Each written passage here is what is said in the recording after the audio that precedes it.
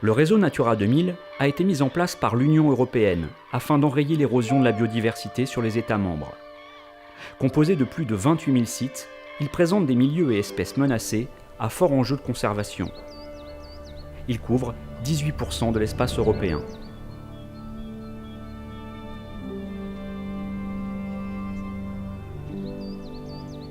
En France, il est rédigé un document d'objectifs pour chaque site Natura 2000. Un comité de pilotage est chargé d'encadrer la rédaction de ce DOCOB, puis veille à sa bonne mise en œuvre par l'animateur Natura 2000. Le parc naturel régional de Millevaches en Limousin est concerné par 14 sites Natura 2000, qui couvrent 20% du territoire, soit une concentration 3 fois supérieure à celle du Limousin.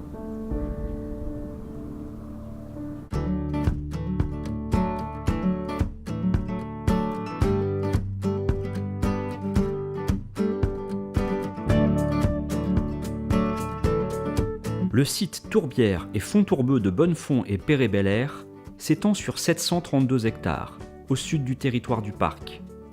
C'est le syndicat mixte de gestion du parc qui coordonne les actions prévues dans le document d'objectifs.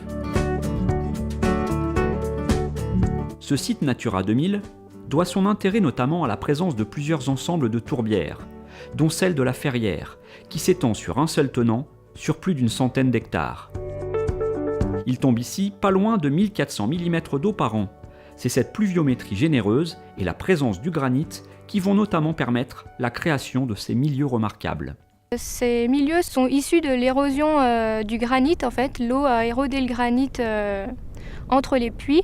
Et comme c'est une roche qui est très imperméable et qu'il pleut beaucoup sur le territoire, l'eau s'accumule et c'est propice au développement des sphègnes, qui sont des mousses caractéristiques des tourbières. C'est très acide, donc du coup on va retrouver beaucoup d'espèces qu'on ne retrouve nulle part ailleurs. La sphègne qui s'est accumulée, donc une sorte de mousse. On retrouve aussi la linaigrette qui forme des petits pompons blancs sur les tourbières. La canneberge ou encore l'andromède qui est une cousine de la myrtille. En flore caractéristique, il y a aussi la drosera, donc qui est une plante carnivore. Elle s'est adaptée pour pouvoir se nourrir dans ce milieu très pauvre en capturant des proies grâce à ses poils gluants. Ensuite, au niveau des animaux, on retrouve la loutre qui est caractéristique du territoire du plateau de Millevaches, mais également plusieurs papillons et libellules qui sont rares à l'échelle européenne.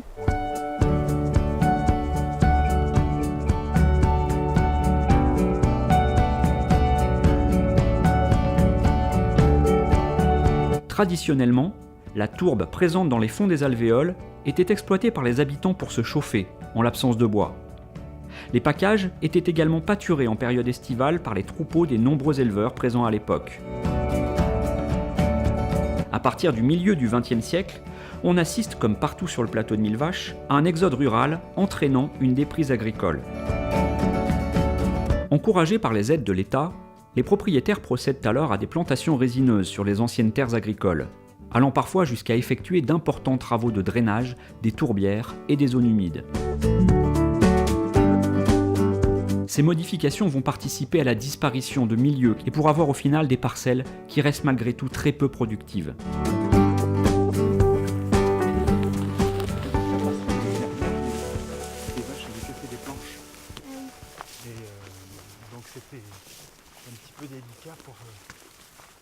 Le Conservatoire des espaces naturels du Limousin est gestionnaire de 2 sites sur le secteur de Bonnefond. Depuis 1998, il contribue à l'entretien des milieux par différentes actions menées en partenariat avec le PNR. Parce que là aussi, il pourrait peut-être y avoir... Alors à la Ferrière, on gère des parcelles, notamment ici là, les parcelles communales à Davignac depuis 1998. Il y a eu une première phase, un premier plan de gestion, l'étude du site, et qui a révélé des soucis assez importants, notamment au niveau hydrologique, avec un réseau de drains et le ruisseau de la Ferrière qui avait été détourné. Donc on a pu faire deux tranches de travaux en 99 et 2000 pour une réhabilitation hydraulique. Donc en fait ça consistait simplement à faire des bouchons de tourbe pour garder l'eau dans la tourbière, parce que si la tourbière n'a pas d'eau, elle ne fonctionne plus normalement. Et puis des liens avec l'éleveur local pour le pâturage, donc là c'est des vaches limousines qui viennent ici chaque été. Au début on a travaillé avec des clôtures mobiles, c'était un petit peu léger, un petit peu compliqué pour l'éleveur, ce qui fait que grâce à l'outil financier des contrats Natura 2000, on a pu mettre en place une grande clôture fixe, et comme ça, voilà, dès le mois de juillet ou le mois d'août, il y a une trentaine de vaches qui viennent pâturer le site, et ça permet de maintenir des milieux diversifiés, à la fois pour la faune et la flore, parce qu'on est ici sur une des tourbières les plus riches du Massif central. Il y a plus de 10 espèces de sphènes différentes, des mousses très très rares, et énormément d'insectes, et puis aussi quelques oiseaux emblématiques comme la pégrière.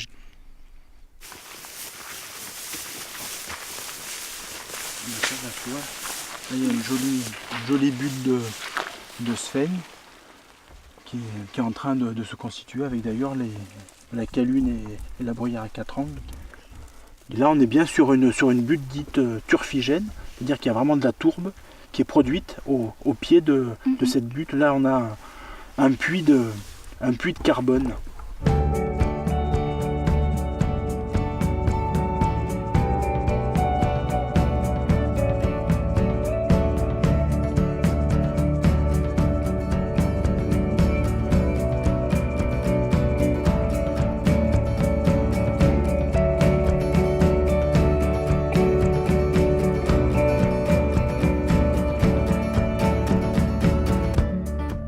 Ici on a un ancien drain, et donc après les travaux en 2000, ici on avait de l'eau libre, et on s'est dit que cette eau libre allait être colonisée par la faune et la flore, et au moins par la flore, c'était intéressant de pouvoir suivre dans le temps.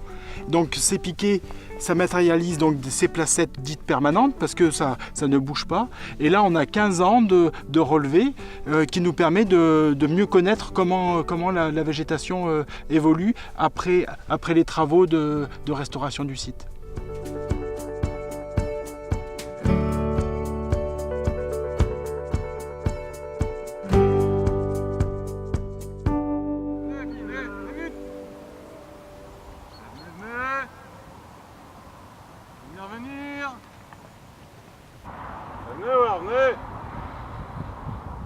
Sylvain Bernard est agriculteur sur la commune de Bonnefond, sur une exploitation d'une centaine d'hectares. Il élève des vaches limousines. C'est essentiellement du broutard, ouais. C'est essentiellement du broutard. Je commercialise quasiment tout au cadran, que ce soit les broutards, les vaches maigres. Je vends pas beaucoup de vaches grasses. Et j'ai un tiers de mon exploitation à peu près qui a faible valeur ajoutée. C'est beaucoup de pacage, quelques landes de bruyère. C'est du terrain à très faible valeur ajoutée, mais qui sert bien l'été, surtout ces derniers étés très secs.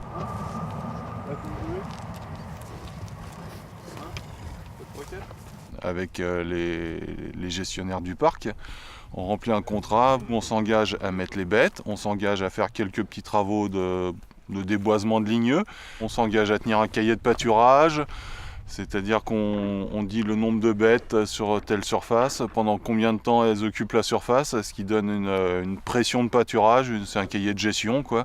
C'est intéressant au niveau financier aussi, il y a une contrepartie qui est pas négligeable, qui est incitative d'ailleurs. Au départ, le parc est venu me voir pour m'inciter à aller dans ces parcelles-là pour les gérer. Le parc avait son intérêt, la Natura 2000 aussi, et moi j'y ai trouvé mon intérêt.